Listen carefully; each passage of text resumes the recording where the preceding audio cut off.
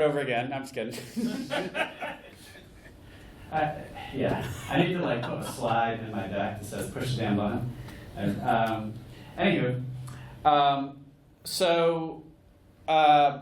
and once, like, you can make a very complex Drupal website by clicking around, creating your content types, adding fields to your content types, outputting lists of views, moving stuff around in your display modes and stuff like that. But if you want to make it look the way you want to make it look, then you need custom code. You definitely need custom code, and that's a problem. That raises Drupal's total cost of ownership. You know, like right now, you have to pay me to do that, and I'm not cheap, and that's not necessarily a bad thing. So, or not necessarily a good thing for Drupal.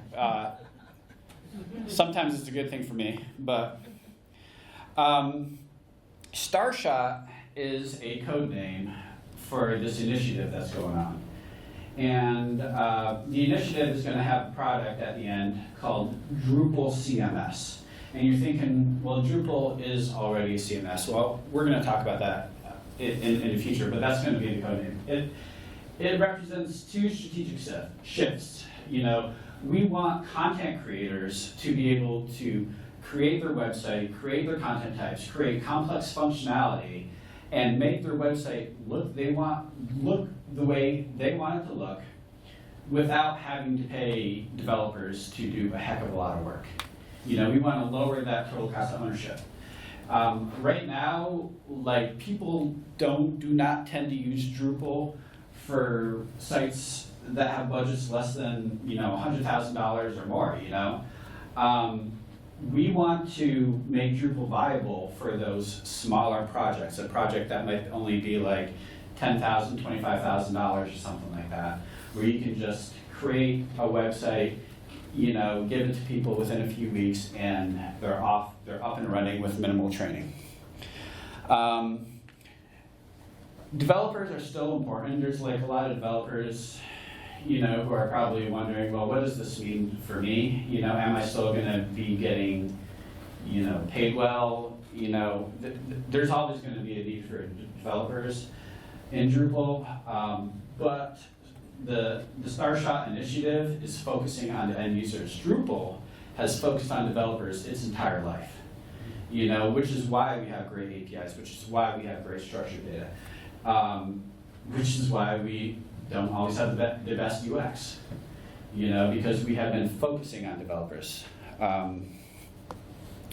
Starshot is going to be the biggest change in Drupal in a very long time. For you all that have been around for a long time, Drupal completely rewrote its foundation in around like 2013, 2014, when we were between Drupal 7 and Drupal 8. And we migrated from a largely procedural code base to a largely object-oriented code base based off of Symfony. That created a lot of problems, including, you know, when you migrate your data, it's not as straightforward. You're not going to have the same type of migration issues because we're not changing the foundation. We're changing the usability. We're adding on new features, like new page building features. We're adding on stuff called recipes, and I'm going to explain each of those. So even though this is a significant change, it's not a scary change. The focus areas of Starshot is, hilariously, everything. Which, like, it begs the question, if you have focus on everything, you have focus on anything. But, like, it's basically usability. We want installation to be straightforward, you know. Like, I'm going to show you some screenshots, and installation, you're going to be able to start configuring your website during the installation step. Configuration is going to be a lot easier because you're going to download these kind of pre-packaged recipes, called recipes, of configuration. And I'm going to talk a little bit about that. And so, like let's say if you want like an event system, you could just download everything. You don't have to download the modules individually. It'll just kind of work. Visual customization is something that I do for a living, and that's going to be a lot easier going forward. You're going to be able to use page building tools to drag and drop your data. It's going to work with both unstructured and structured content and mixed content, and it's going to be awesome. And then, of course, deploying your website is something that's can be complicated if you've never done it before, especially with like, you know, composer workflows and stuff like that. So what is in Drupal Starshot? So this is, I'm going to go, some of this stuff is going to be kind of a fire hose of information. There's, some of it's technical, some of it's non-technical. But the first thing I want to kind of talk about is the concept of Drupal CMS. Drupal has always kind of like threaded this line between a framework and a content management system. I've been on projects before where we use Drupal as a pure framework. I've been on projects before where we're not even using nodes, which is, to me, is like, why are we using Drupal? But the fact is we were. And Drupal core is not a complete CMS out of the box. It's like, you have to package in a number of modules in order to get equivalent experience of competing CMSs. And that's part of it. That's not a bad thing. These modules are well maintained and it works well. Drupal CMS is going to bundle all that together. Like the best analogy that I've heard for this is it's like the easy button for Drupal, you know, for setting up your Drupal site. You hit this button, you download it, you say I want this, that, and the other, and at that point, it just does everything for you, and it does it well, and it's tested, and it'll work. When you go to Drupal CMS, or when you go to Drupal.org, you're gonna, like, the download page is gonna look something like this. This is obviously still a wireframe, but it's gonna give you the option to download Drupal CMS, which is gonna be the primary option. This is gonna be for newer sites, and they'll have a little launch button right there. Right now, that launch button is gonna load up Drupal within the browser using like some crazy WebAssembly embedded PHP technologies that may or may not work. Right now, they don't have it working on Safari, which is of course a requirement. So it might like pass you over and just kind of like let you play with Drupal. But the point is, you're going to have the main focus is going to be Drupal CMS, and then of course Drupal core is not going anywhere. Drupal core is going to remain as it is. It's going to evolve. It is going to do what it does.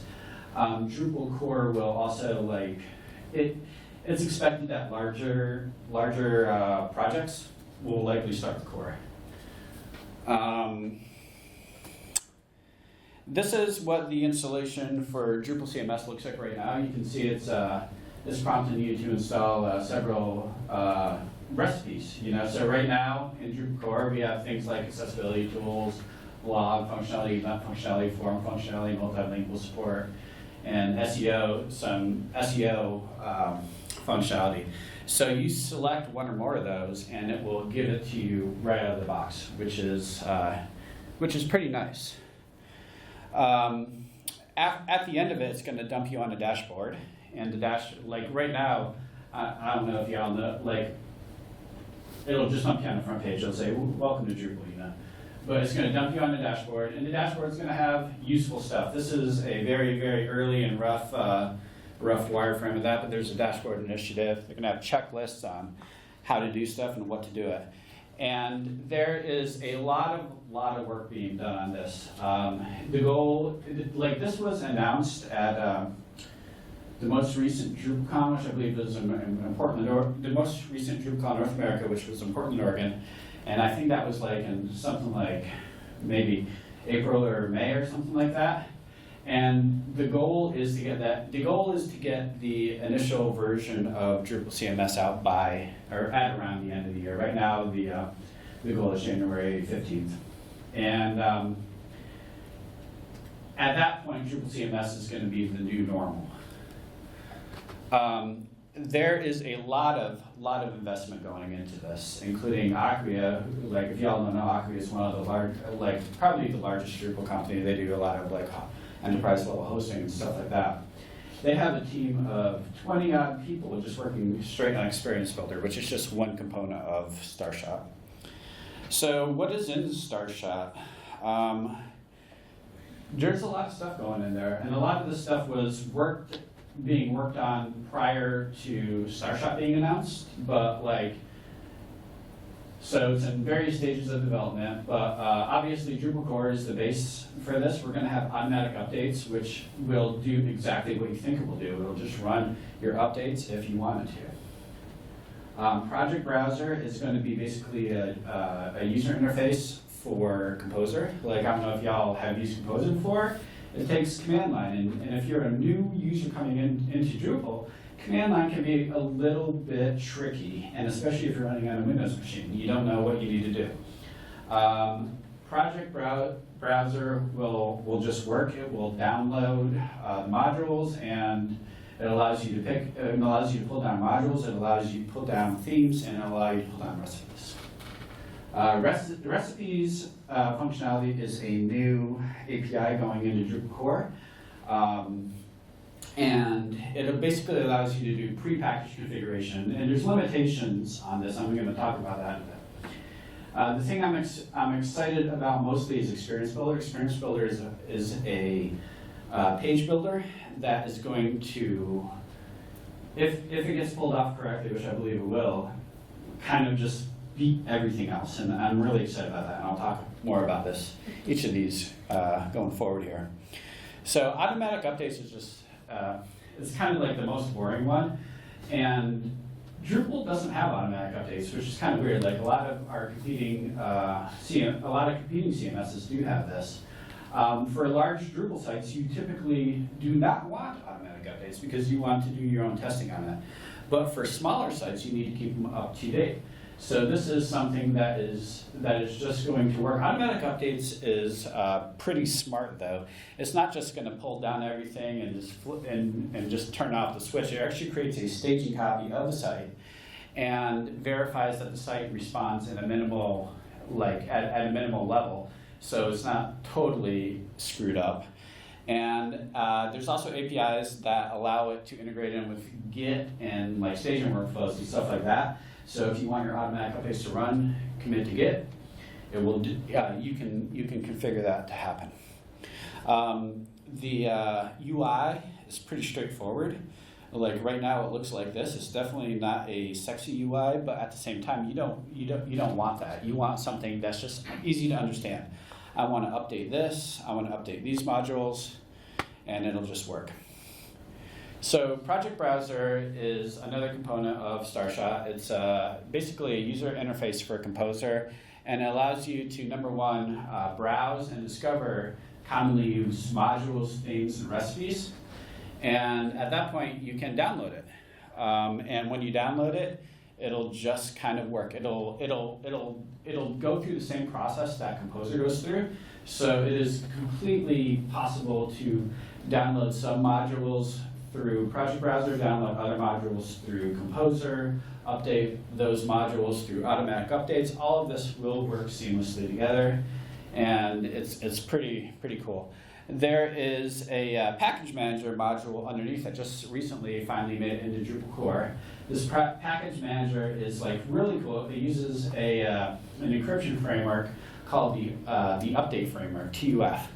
And it is very secure. It's more secure than our competitors, and it prevents man-in-the-middle attacks. Where you could potentially, you don't want your website connecting to a server where it's not supposed to connect to, and you also want to verify that the data coming down, those updates coming down, are in fact the updates that are coming from Drupal.org.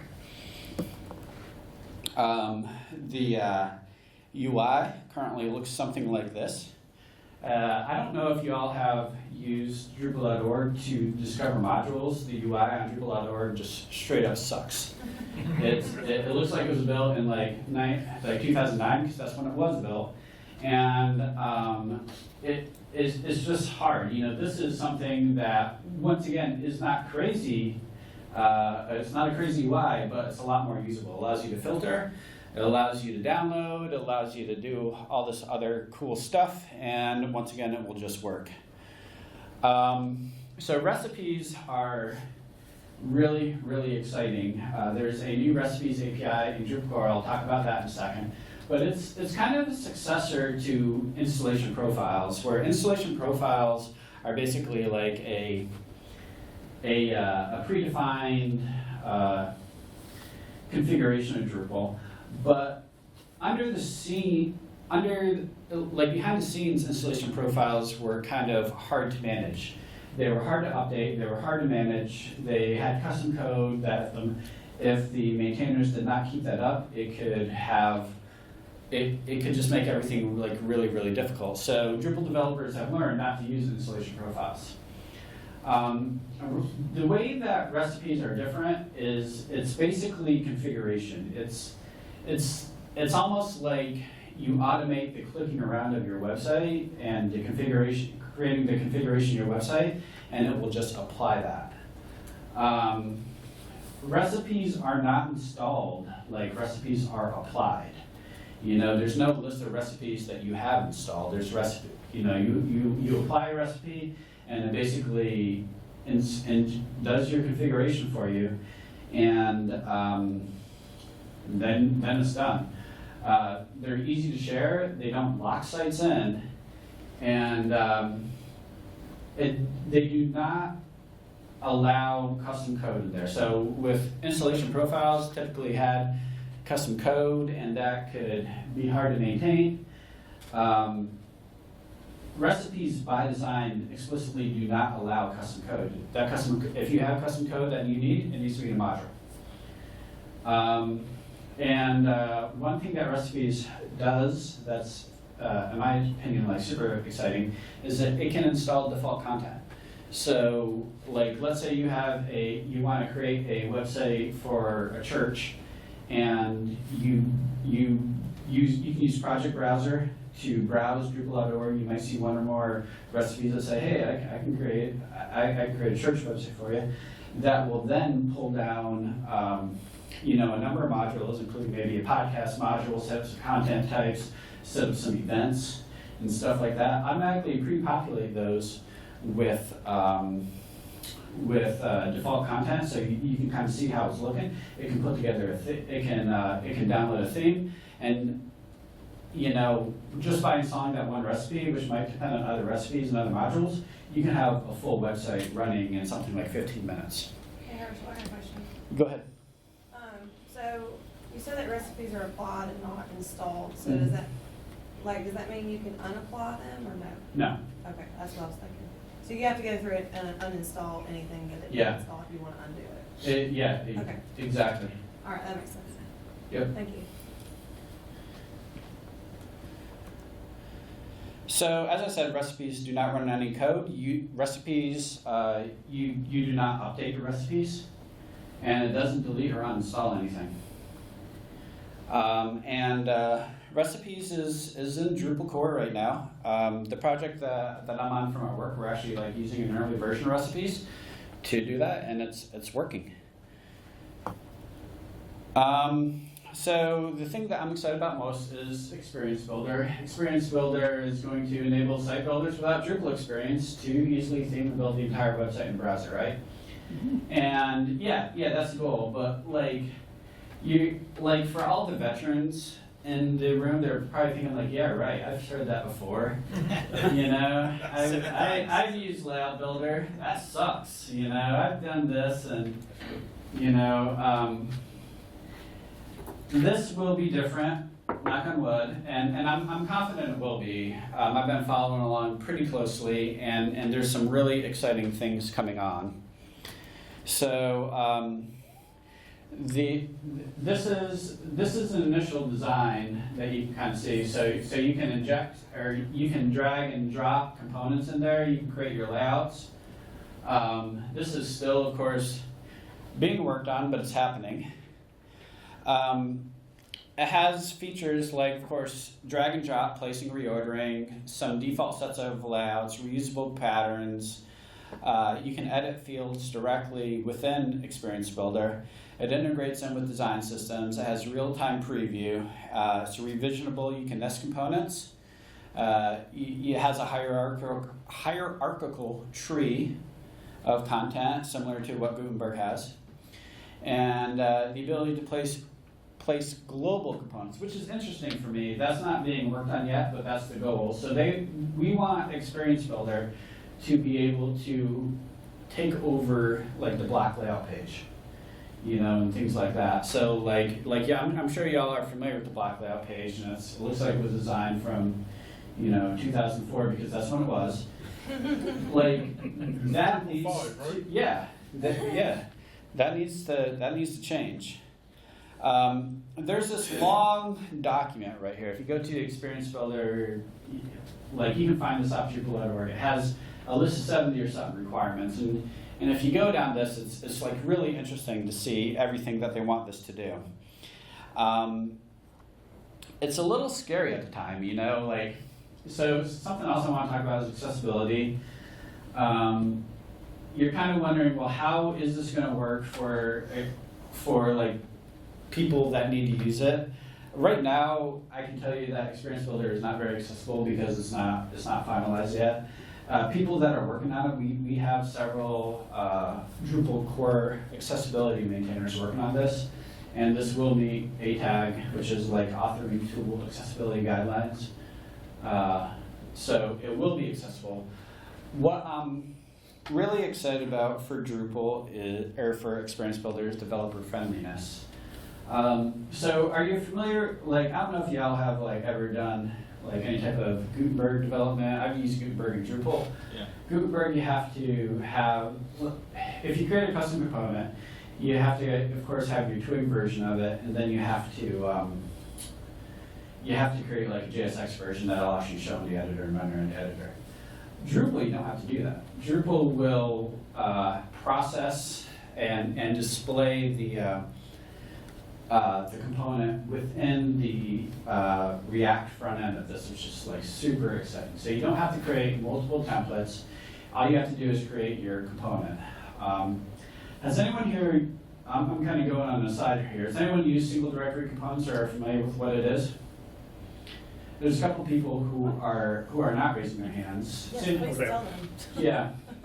This is its own session, by the way, that I've given before. But single directory components are kind of a new way to do Drupal theming. You basically create a directory. Well, within your theme, you create a components directory, and then you create a subdirectory for every single component you have. And within that subdirectory, there's like a twig file, there's JavaScript file, there's a CSS file, and you can also define basically a schema file, which is like a YAML file for schema, you know, and it shows like what data is in there. So, Experience Builder is going to be able to take each of those. Go ahead. I just want to say, people that haven't seen single directory components, it's not the future of Drupal theming, it's how Drupal theming currently happens. Yeah. So if you don't know it, you need to do it. Mm-hmm. Yes. It's a big change and it's a massive improvement. Yes. It's worth So much every less moment you code. spend learning about it. Yeah. All your data, all your code for this component is in one directory, which makes it very developer friendly. And because you have that schema defined, Drupal can automatically generate a form for it. So Experience Builder will look for these components, and unless you explicitly like prevent it from using this, it will, like you create, let's say you create a hero component, Experience Builder will automatically pick up that hero component. You can populate your data directly on like the right-hand side when it generates a form, you know, because your hero component within the schema, you'll say, I need an image, I need a big link for the CTA, I need a secondary link for CTA, I need maybe like the big title text and maybe like some subtext, you know? And it'll see that it needs all that, you can type all that in, and it'll kind of automatically work. It's really, really cool. One of the things that I'm excited about is that these forms that are created, that are automatically created, you can even modify those forms using regular Drupal hooks and form alters and stuff like that. So it's going to be like super, super cool. Like it's going to work with both structured and unstructured data. So like that hero that I was talking about, that might not necessarily be structured data. That might just be some unstructured data that you throw in on one page. You don't need to output it anywhere, including a viewer or anything like that. Just leave that unstructured, but you can also embed things like Drupal blocks and Drupal views and things like that. And it's even going to have a like very, very minimal kind of user interface within it eventually. That's going to allow you to do some basic stuff and output lists of content, which is like super, super duper cool. It's going to have some design token options. So you can like change, like you'll be able to change colors assuming your component allows that. It's deployable. It's going to work with config management, like Drupal's configuration. And it's going to be easily editable. I like the project I'm on right now works a lot with Gutenberg, and one of our really tough parts that we're going through is we want to limit the options that the editorial team has. We don't want to give them the option to change their text to hot pink or have like a purple background and stuff like that. So this is something that has like been very difficult for me. I'm having to like learn the Gutenberg API, do JavaScript to do this type of stuff. Why is it that complicated? It shouldn't be. Maybe it's not for some other people. I don't really know. So I'm super excited about Experience Builder. There's going to be migration paths from common. Go ahead. I can ask this question later, but I think when you're on the topic, if I have React developers in the house and I want to tell them, hey, you know, we're building this, like, convince them to build front ends in the Drupal, and I think this going this direction, how I sell this to them? Like, you know, what's the difference and what's the same in the thinking of building, you know, as a Next.js developer would build a page and Drupal? The thing about Next.js is it has like a really great developer experience, you know. And of course within the React ecosystem you can pull down components a lot, and Drupal doesn't have that component library. That hopefully that will change. There are some benefits of not using React. You know, some of the benefits are you're loading a lot less JavaScript. Stuff is server rendered as opposed to client-side rendered and things like that. There is a proof of concept module. I think the name of the module is just called JSX, where you will be able to inject React components into Drupal using Experience Builder. That's not any type of MVP. It's probably like a year or two away at the earliest, but that might happen. Which would be like super cool, because then you would be able to kind of mix and match the best from both worlds. So like the goal is we kind of want like the best of everything, you know, like during the discovery phase for Layout Builder, there was an enormous amount of research being done. There's been evaluations and user studies on different page builders from across the web ecosystem. Those, of course, include things like Gutenberg, but it also includes things like Webflow, Contentful, and other competitors. You know, so like we want to take the best of everything and just apply it. And like I personally believe the devil is going to like really be in the details of this. You know, like how it feels. How snappy does it feel? Like, is it intuitive without going through documentation? That's going to be where it makes it or breaks it. The people that are developing this, the team that is developing this, which includes like people like Lori Timley, formerly Lori Escla, and then like Wim Leers, are some of like the most well-known Drupal devs and like the best, like extremely smart people who have this eye for usability.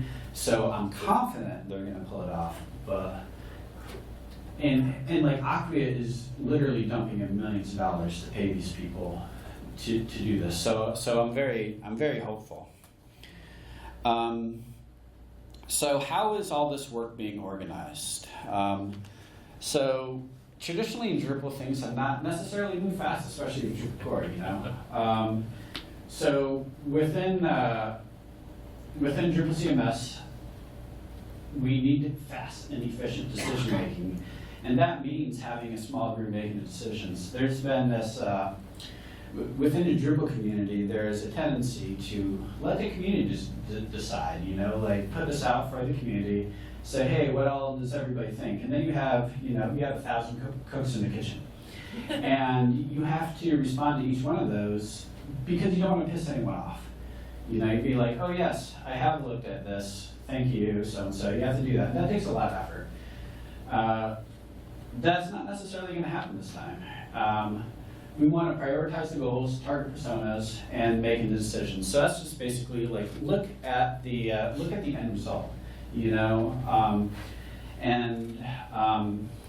once the decision's made at that point, communicate them, push them out there. There's a Starshot leadership team, which includes people like Dries. Dries, if you don't know, is the founder of Drupal. And it includes people like Tim Plunkett, Christina Chimias, Pamela Barone, who I've recently met, Gabor, and then Suzanne Derkacheva. So there is a monthly Starshot Council. I am a member of this, and this is like 30 odd people, maybe not. It looks less there. I think we have more people right now. But so every month we get together with leadership and we ask questions, kind of see the current progress, make suggestions and things like that. And then there is this concept of work tracks. This screenshot's a couple months old, but long story short, we have these, we're calling them tracks, but they're kind of equivalent to almost like a Jira epic, right? Where you have like one specific, very actionable thing that we're allowing the community to volunteer for. So like if you're an organization or you're a person, and you say, I want to handle all of the artificial intelligence integration for Drupal Starshot. You can, people have done that, and then they are the ones responsible for that, and it's kind of like a really nice way to delegate. So if you run a large website, what is in it for you? You're probably thinking like, well, I don't know, all this stuff is like for smaller websites, right? Well, like recipes, I mean, we're currently using recipes right now, and it allows you to easily add features to new site. If you run like an educational website, like I heard earlier, there's a lot of some colleges and stuff, and you have like multiple websites, and you want to give these editors of the website the ability to install new functionality. Well, in that case, you could just provide recipes for them. You could lock it down so they can only see a few recipes. And you know, you can install like the Chattanooga State events recipe, and that'll automatically, you know, maybe depend on like a custom module that's written and hook up to an API that has a bunch of events and stuff like that. And then people just have that out of the box. Auto updates can run on your test environments and automatically commit. So that's something that you might not have to do. And then you can run this type of stuff on your lower environments, test it out, and at that point, that takes away a little bit of the effort. Project Browser as I said earlier, it could potentially allow your site editors and stuff to install new functionality without any type of developer time. Experience Builder is just going to be awesome for everyone who wants to create like landing pages. And like, I'm a big believer that like reopening the small and mid-market for Drupal is just great for Drupal in general. You know, it's going to revitalize you know, smaller events like this. You know, you're gonna instead of a lot of smaller companies defaulting to WordPress, maybe like Drupal, give it a try and say, hey, look, this is easy and it's a lot more powerful. You know, and I think that's a good thing for open source, and it's a good thing for the web. There's a lot of ways to get involved. Like if you're a developer and you want to get involved with this, like there's all types of issues and Slack conversations happening. Raise your hand. I'm personally working on integrating in Olivero with Drupal CMS, which basically means like creating some components that can be used in the Experience Builder and making sure that the content types that are included in Drupal CMS are themed. If any of y'all are like front-end people, want to potentially work on that, like come talk to me. And yeah, so I'm gonna thank a bunch of people, including Lee, for letting me sleep in his house last night. We cuddled, and it happens over time. You end up sharing rooms with people. Yeah. I want to remind everybody that DrupalCon Atlanta is coming up in March. Yeah, so that's obviously not too far from here. DrupalCon Atlanta, like DrupalCon's the big event that happens every year. Tickets are kind of expensive. Tickets usually are in the neighborhood of like $700-800, but if you need to go cheaper, you can volunteer. Yes. What? Yes. Yeah, there's a call for volunteers. You can be a code mentor, or you can help with registration, or you can point people to where the bathrooms are, and they will give you a shift, and then they will give you a free ticket. So there's no excuse not for anyone to go here because I'm also volunteering Lee's hotel room. You can sleep there. And Yeah, it's Bo's hotel room. Bo's hotel room, all right, yeah. You can snuggle with Bo and Lee. Well, we've had more people in the room than there are beds several times. Yeah. If you want to go, we'll help you go. Yeah. Bring your mattress. Even better than DrupalCon and sooner. Yeah, before. Mike literally emailed me for sponsorship while you were talking. Yeah, I coordinated that. Florida DrupalCamp, I'm the organizer of Florida DrupalCamp. Florida DrupalCamp is in Orlando, it's in February. We typically run about like 130 to 150 people. It's fun. The average temperature in Orlando is beautiful that time of year.